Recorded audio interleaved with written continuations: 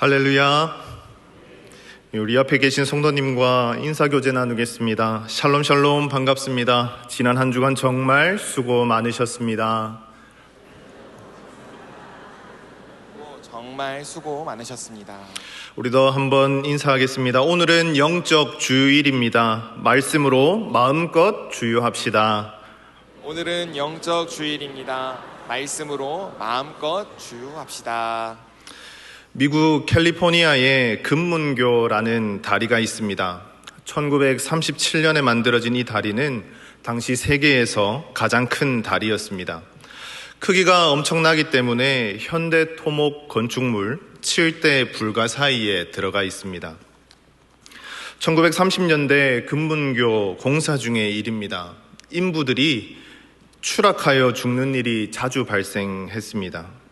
이때 수석 엔지니어가 안전망을 설치했습니다. 이후 19명의 인부가 작업을 하다 떨어졌지만 이 안전망으로 죽지 않고 살 수 있었습니다. 그 후 추락했던 19명의 인부는 모임을 만들었습니다. 모임 이름이 반쯤 지옥까지 갔다 온 사람의 모임이었습니다. 반쯤 지옥까지 갔다 온 사람들이 모이면 어떤 대화를 나눌까요? 죽다 살아난 이야기를 했을 것입니다. 죽지 않고 산 것에 대해 감사한 이야기를 했을 것입니다. 죽다 살아난 큰 사건에 감사와 감동이 있었을 것입니다. 하지만 이 감사와 감동, 이 감정은 평생 지속되지는 않습니다. 시간은 흐르고 상황이 바뀌면 감사와 감동은 시들기 마련입니다. 바벨론에서 돌아온 이스라엘 백성도 그랬습니다. 주전 586년 남유다는 멸망하여 바벨론의 포로가 되었습니다. 포로로 힘겨운 삶을 살았습니다. 그러다 하나님께서 바벨론 왕 고레스에게 명령하셨습니다. 에스라 1장 2절 말씀입니다. 바사왕 고레스는 말하노니 하늘의 신 여호와께서 세상 만국으로 내게 주셨고 나를 명하사 유다 예루살렘에 전을 건축하라 하셨나니, 하나님께서 이방 왕인 고레스에게 예루살렘 전을 건축하라고 하셨습니다. 그래서 고레스는 포로였던 이스라엘 백성에게 금과 은, 기타 물건과 짐승까지 주면서 예루살렘으로 돌아가게 하였습니다. 주전 537년 왕의 명령이 떨어지자 이스라엘 백성이 예루살렘으로 귀환을 시작했습니다. 바벨론에서 예루살렘까지 무려 1500km, 4개월이 걸리는 대장정이었습니다. 이스라엘 백성은 하나님의 은혜를 기억하며 걸었을 것입니다. 왜냐하면 예루살렘으로 돌아온 사람들은 감동을 받은 사람이기 때문입니다. 새 한글 성경에서는 감동을 받고라는 말씀을 의식을 하나님이 일깨우셔서라고 번역하고 있습니다. 의식이 깨어있는 사람은 하나님께서 진짜 하나님이라는 것을 아는 사람, 하나님께서 살아계심을 믿는 사람, 우리 삶을 인도하시는 하나님을 믿는 사람이라 할 수 있습니다.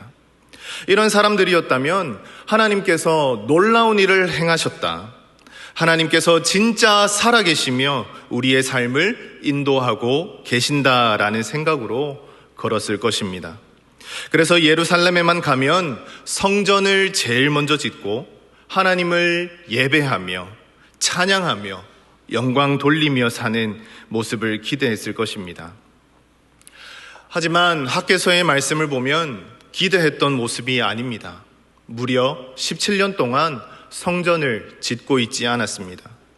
예루살렘으로 보내신 하나님을 향한 감사와 감동이 시들었습니다. 이런 모습은 오늘날 그리스도인에게 나타날 수 있는 일입니다. 예수 그리스도의 구원의 은혜를 받고 날마다 주시는 하나님의 은혜를 받습니다. 그래서 하나님만을 바라보며 하나님만을 의지하며 하나님의 뜻대로 살겠다고 다짐합니다. 하지만 은혜를 잊습니다. 하나님을 바라보며 의지하며 살겠다는 다짐도, 하나님의 뜻대로 살겠다는 다짐도 시들게 됩니다. 그래서 하나님의 뜻보다 자신의 뜻대로 하나님을 의지하기보다 하나님께서 주신 것들을 의지하며 살게 됩니다. 이런 모습은 하나님께서 기뻐하시는 모습이 아닙니다. 그럼 하나님은 어떤 모습을 기뻐하실까요? 17년 동안 성전을 짓고 있지 않는 이스라엘 백성을 향한 하나님의 말씀에서 답을 찾을 수 있습니다. 오늘 본문을 통해 하나님께서 기뻐하시는 모습이 무엇인지 깨닫고 하나님의 기쁨이 되기를 다짐하는 복된 시간 되시길 축복합니다. 먼저 이스라엘 백성은 왜 성전을 짓고 있지 않았을까요? 이스라엘 백성이 귀환하자마자 성전 짓는 것을 포기한 것이 아닙니다. 이스라엘 자손이 성전을 만들기 위해 예루살렘에 모였습니다. 예루살렘에 모여 기대하고 고대하던 성전 기초를 놓았습니다. 성전의 기초를 놓았을 때 많은 사람이 기뻐 소리쳤습니다. 그러나 그 기쁨은 잠깐이었습니다. 변수가 생겼습니다. 사마리아인들이 성전 건축에 동참하겠다고 나섰습니다. 성전을 짓는 사람이 많아지면 좋은 것처럼 보입니다. 하지만 사마리아인은 아수르로 인해 혼혈 민족이 되었습니다. 하나님만을 섬겼던 것이 아니라 하나님과 이방신들을 함께 섬겼습니다. 그래서 이스라엘 백성은 사마리아 사람들과 함께 성전을 짓지 않았습니다. 그랬더니 사마리아 사람의 방해가 시작되었습니다. 성전을 짓지 못하도록 위협했습니다. 고레스의 관리들에게 뇌물을 주면서 성전 건축을 막아달라고 했습니다. 뇌물을 받은 관리는 왕에게 상소문을 올렸습니다. 상소문을 받은 왕은 그 상소문을 본 후에 성전 건축을 중단하라는 조서를 내렸습니다. 그래서 이스라엘 백성은 성전의 기초만 놓고 건축을 중단하게 되었습니다. 그리고 아직 성전을 지을 때가 되지 않았다라고 말합니다. 그렇게 성전 건축을 멈춘 지 17년이 되었을 때 하나님은 학개를 통해 이스라엘 백성에게 말씀하십니다. 첫 번째 하나님의 말씀 함께 읽겠습니다. 흐트러진 시선을 하나님께 돌리라. 성전을 짓지 않는 17년 동안 이스라엘 백성들의 삶에는 여러 어려움이 있었습니다.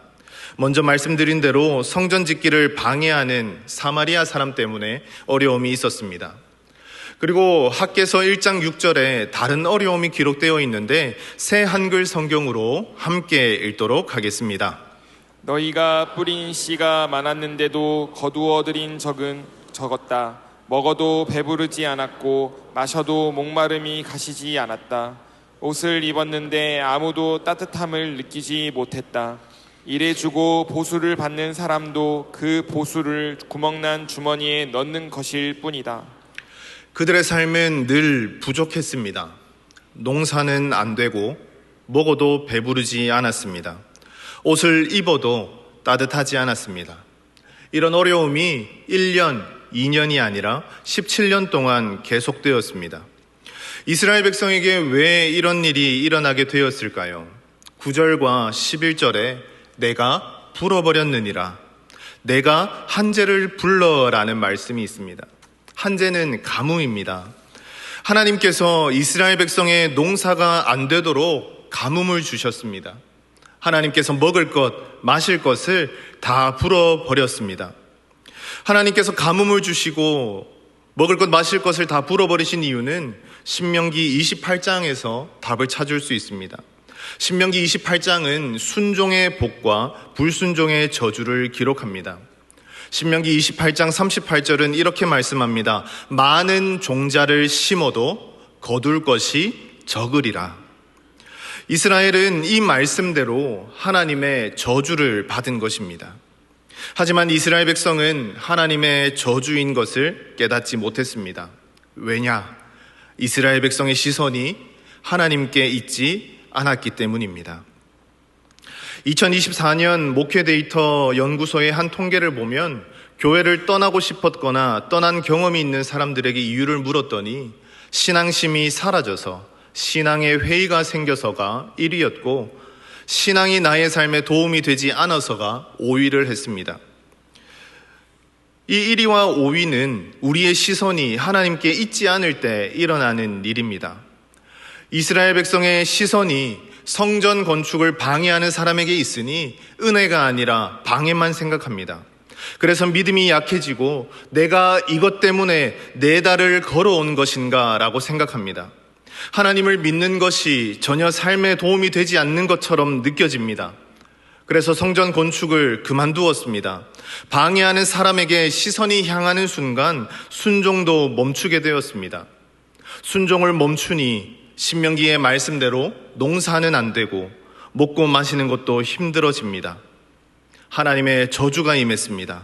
더 안타까운 것은 저주가 저주인지도 알지 못합니다.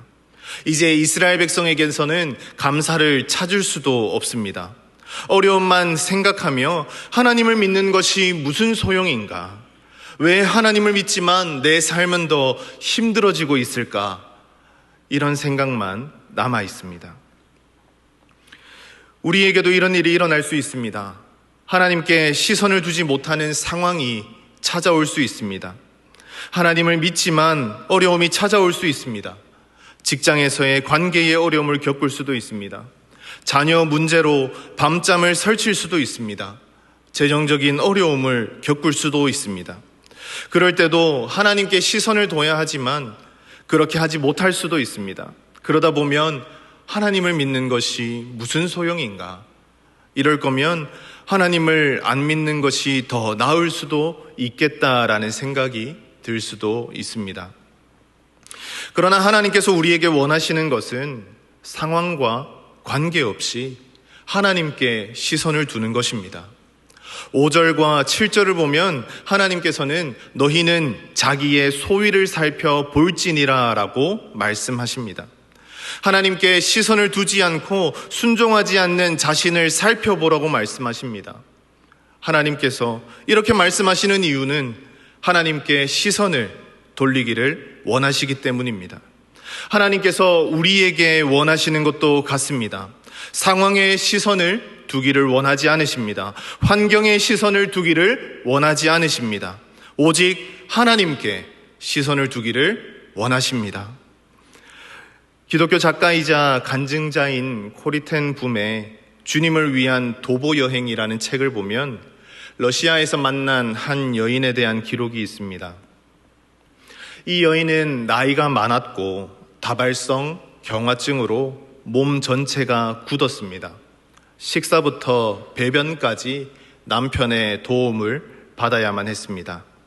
그녀가 움직일 수 있는 부분은 오른손의 집게 손가락 뿐이었습니다.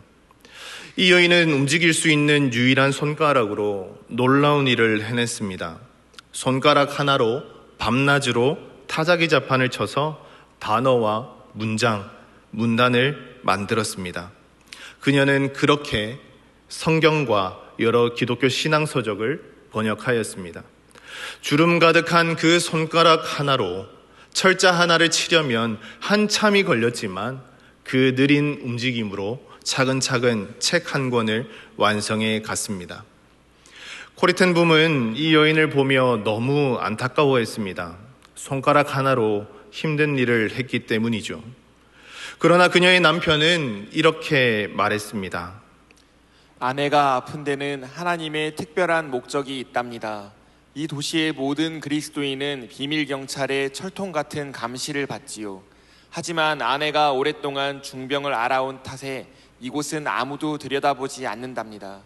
덕분에 아내는 비밀경찰에게 들키지 않고 번역을 할 수 있는 유일한 사람이 되었습니다. 그 부부는 상황에 대한 원망 대신 그 상황 가운데서도 함께 하시는 하나님께 시선을 두었습니다. 어려움 가운데 하나님의 뜻이 무엇인지 찾고자 했습니다. 그리고 마침내 하나님의 뜻을 찾았습니다. 하나님께서 이 여인을 얼마나 기뻐하셨을까요? 하나님께서 이 부부를 얼마나 기뻐하셨을까요? 하나님께서는 오늘 우리에게도 같은 것을 원하십니다. 우리의 시선이 하나님께 있기를 원하십니다. 바라기는 이곳에 있는 우리 모두의 시선이 상황에 머물지 않기를 바랍니다. 환경에 머물지 않기를 바랍니다. 오직 우리의 하나님 아버지께 우리의 시선이 머물기를 예수님의 이름으로 축복합니다. 아멘. 두 번째 하나님의 말씀 함께 읽겠습니다. 잃어버린 순종을 회복하라. 하나님께 시선을 두지 않은 이스라엘 백성은 다음과 같이 말합니다. 2절입니다. 여호와의 전을 건축할 시기가 이르지 아니하였다. 성전을 건축할 시기가 아직 아니라고 말하는 이스라엘 백성에게 하나님은 무슨 말씀을 하실까요? 4절 말씀을 함께 읽어보겠습니다. 이 전이 황무하였거늘 너희가 이때 판벽한 집에 거하는 것이 가하냐. 성전을 건축할 시기는 아니라고 말하는 이스라엘 백성은 판벽한 집에 거했습니다. 판벽한 집은 우리말 성경에는 꾸며진 집으로 번역하고 있습니다. 하지만 꾸며진 집이라기보다는 완성된 집 혹은 덮개 있는 집으로 보는 것이 더 맞습니다. 당시 이스라엘 백성은 어려운 삶을 살고 있었기 때문입니다.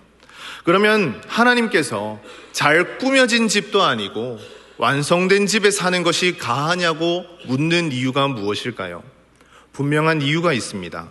성전이 완성되지 않았기 때문입니다. 성전이 완성되지 않은 것은 단순히 건물의 완성 여부의 문제가 아니었습니다. 성전이 없으면 하나님께서 계실 곳이 없는 것도 아니었습니다. 하나님께서는 어느 공간이든 어느 시간이든 한계없이 존재하십니다. 그러나 하나님께서 왜 성전이 완성되지 않은 것을 문제 삼으실까요? 왜 꾸짖고 계실까요?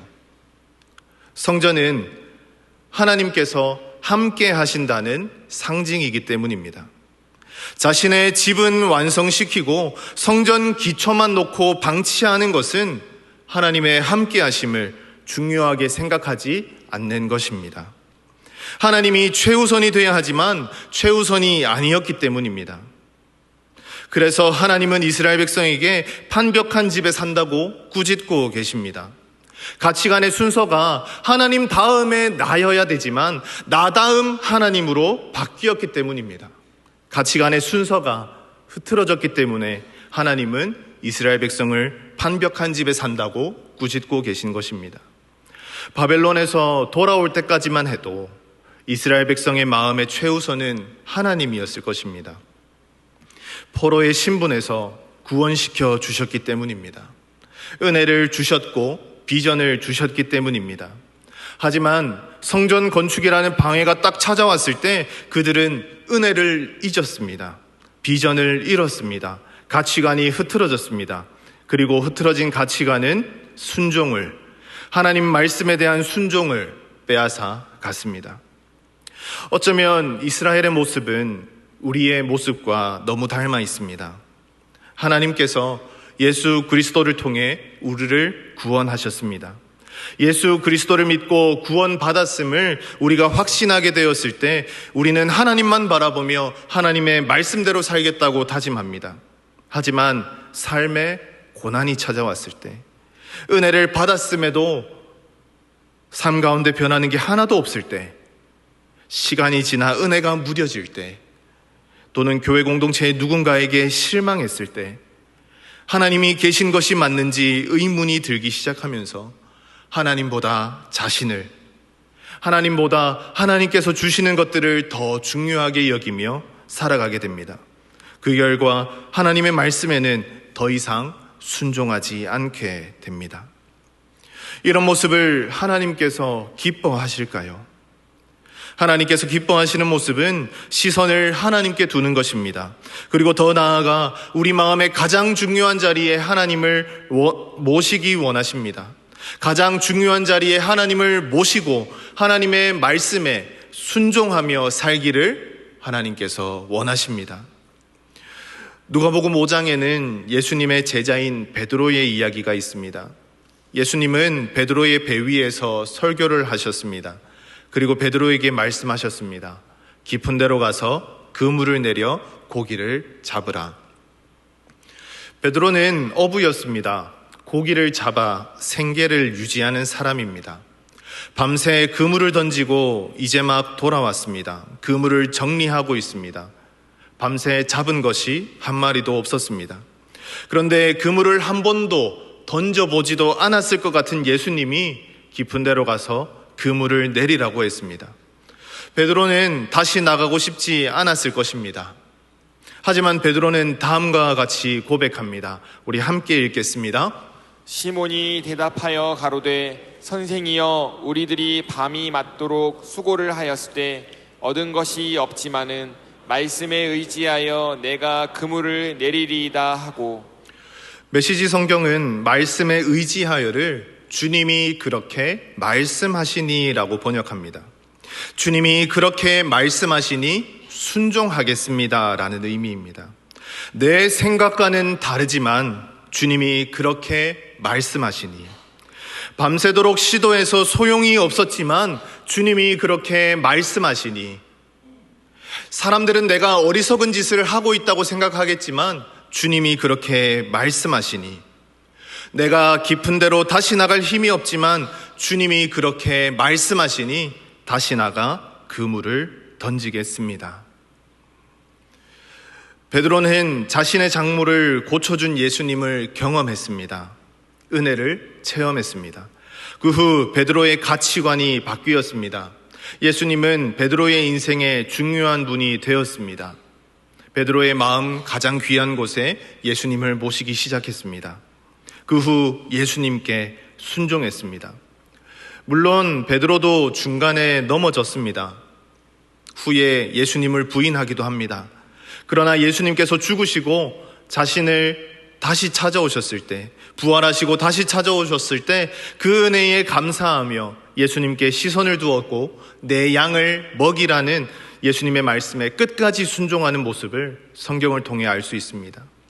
하나님께서 이스라엘 백성에게 원하시는 모습은 성전 지을 수 있는 여건이 아니지만 하나님께서 말씀하시니, 사마리아 사람들이 계속 방해하지만 하나님께서 말씀하시니, 가뭄 때문에 힘들지만 하나님께서 말씀하시니, 먹고 마실 것이 부족해도 돈이 없어도 하나님께서 말씀하시니, 하나님께서 함께하는 것이 가장 중요하니 성전을 짓겠습니다 라는 순종의 모습을 원하셨습니다.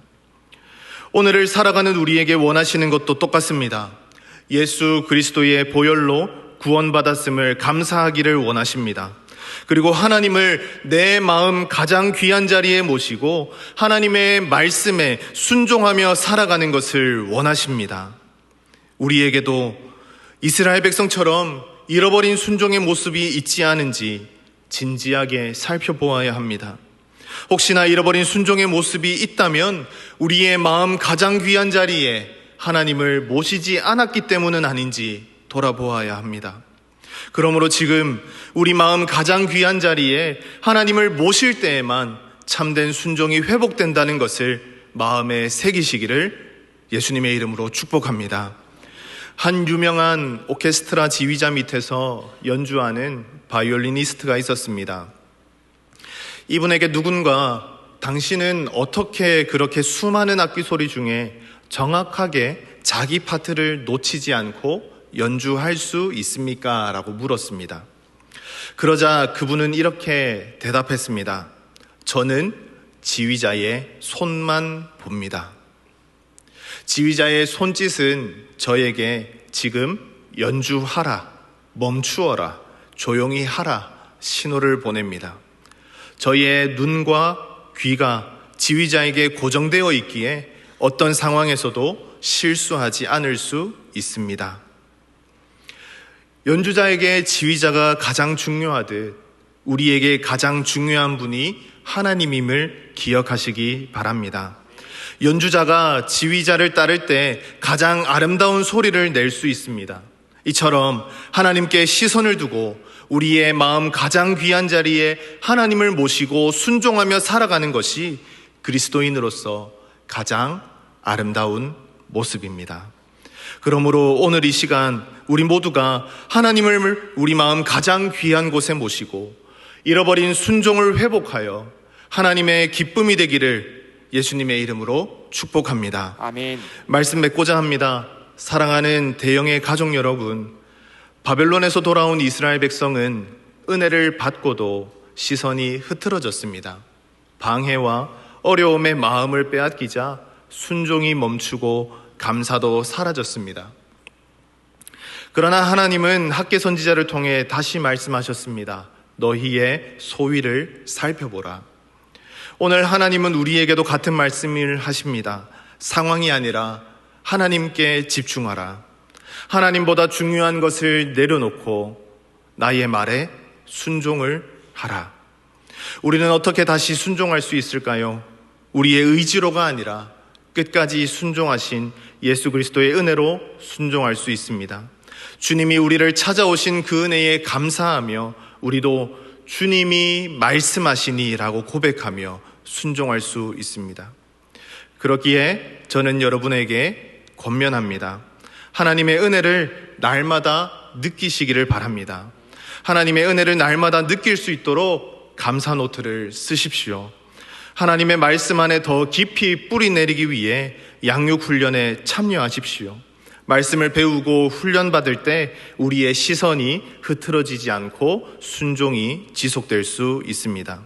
그러니 이번 주 화요일부터 시작되는 양육 훈련에 꼭 참여하시기 바랍니다. 1층 로비에 신청서가 준비되어 있습니다. 온라인으로도 신청할 수 있으니 아직 신청하지 않으신 분은 꼭 신청해서 양육 훈련을 받으시기 바랍니다. 그리고 주일 예배를 반드시 사수하시기를 바랍니다. 예배는 하나님께 시선을 맞추고 은혜를 회복하는 자리입니다. 끝으로 오늘 이 자리에서 우리가 함께 결단하기를 원합니다. 우리 화면을 보시고 한 목소리로 결단하겠습니다. 함께 읽겠습니다. 주님, 흐트러진 시선을 주님께 돌리겠습니다. 주님보다 더 사랑했던 것을 내려놓겠습니다. 주님이 말씀하시니 다시 순종하겠습니다. 우리가 함께한 이 결단이 우리의 삶이 되기를 예수님의 이름으로 축복합니다. 그래서 우리 모두가 하나님의 기쁨이 되기를 예수님의 이름으로 축복합니다. 이 시간 들은 말씀을 기억하며 함께 결단하며 찬양하겠습니다.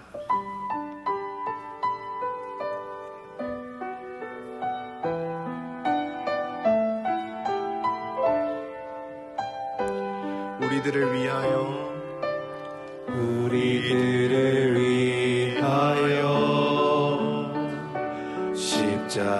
십자가에 못 박혀 모든 죄를 용서하사 의인 삼아 주신 주. 어떤 일이 있어도 나를 버리지 않고 죽기까지 사랑하신 나의 귀한 예수님. 내 마음의 한자리, 내 마음의 한자리, 가장 귀한 그 자리. 주 오셔서 앉으소서. 주님만 나의 보배. 내 마음의 한자리, 내 마음의 한자리, 가장 귀한 그 자리. 주 오셔서 다스리소서. 주님만 나의 영. 내 마음의 한자리, 내 마음의 한자리, 가장 귀한 그 자리, 가장 귀한 그 자리. 주 오셔서 앉으소서. 주 오셔서 앉으소서. 주님만 나의 보배. 내 마음의 한자리, 내 마음의 한자리,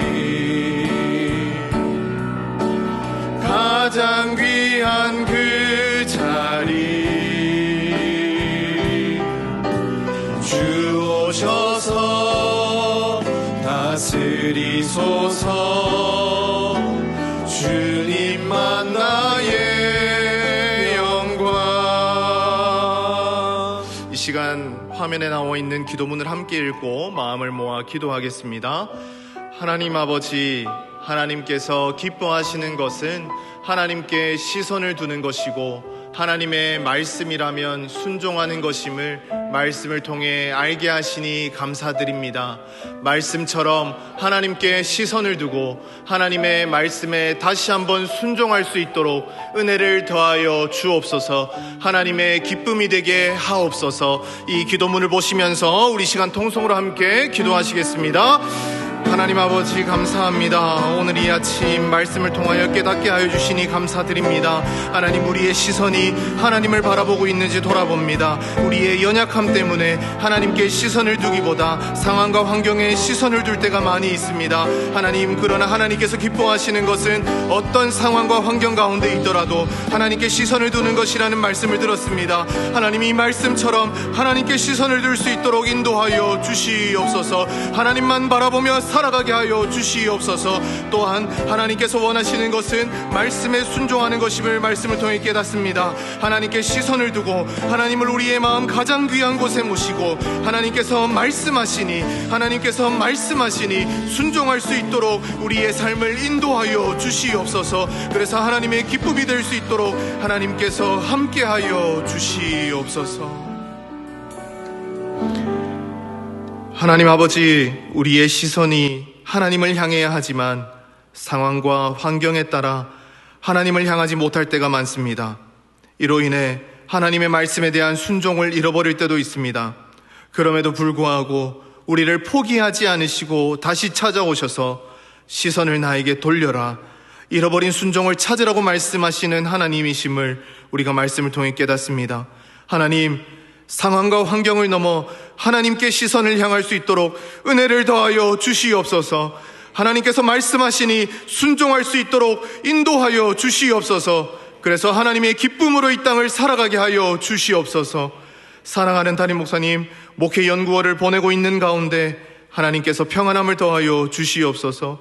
하반기 사역과 내년 사역을 준비하는 가운데 하나님의 무궁하신 지혜로 인도하여 주시옵소서. 이 시간 예물로 하나님을 예배합니다. 하나님께서 우리의 주인 되신다는 우리의 고백이오니 하나님께서 우리의 고백을 기쁘게 받아주시고 하나님께서 하나님의 곳으로 날마다 채우시는 은혜가 우리 삶에 가득하게 하여 주시옵소서.